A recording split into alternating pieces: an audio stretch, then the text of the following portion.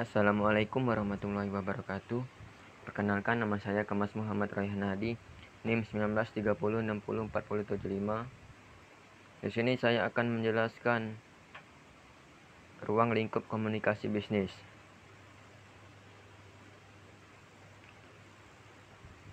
Pengertian komunikasi bisnis.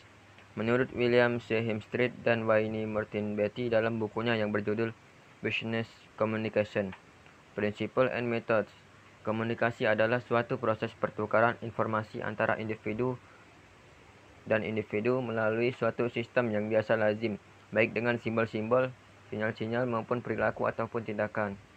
Sementara itu, yang dimaksud dengan komunikasi bisnisnya ialah komunikasi yang digunakan dalam dunia bisnis, yang mencakup berbagai macam bentuk komunikasi, baik komunikasi verbal maupun non-verbal.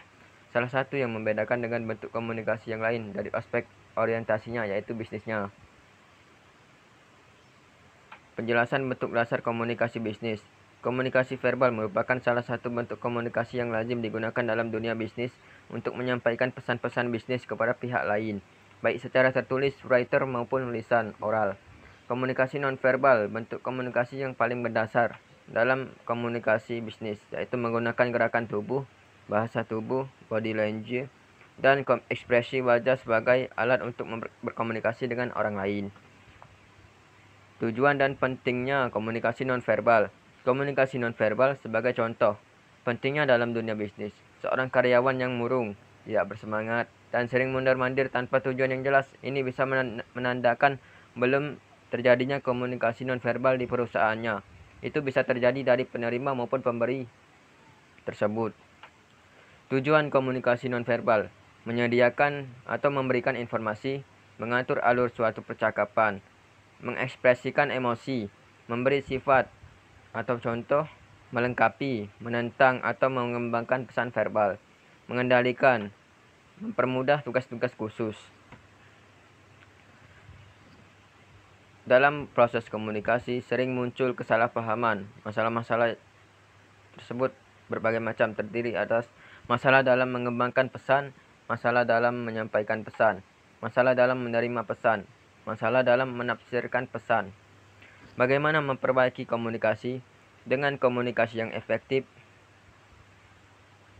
membuat suatu pesan secara lebih berhati-hati dan detail, meminimalkan gangguan dalam proses komunikasi, mempermudah upaya umpan balik antara pengirim dan penerima pesan. Cara memperbaiki beberapa kesalahan dalam berkomunikasi. Pertama, persepsi. Kedua, ketepatan. Ketiga, kredibilitas. Keempat, pengendalian. Kelima, keharmonisan dalam melakukan tukar-menukar dalam berkomunikasi bisnis. Di sini saya tidak menjelaskan secara rinci bagaimana cara memperbaikinya. Hanya saja dengan melaksanakan lima hal tersebut bisa dilakukan secara baik. Sekian presentasi yang saya sampaikan. Mohon maaf apabila banyak kesalahan kata. Pada Allah saya mohon ampun.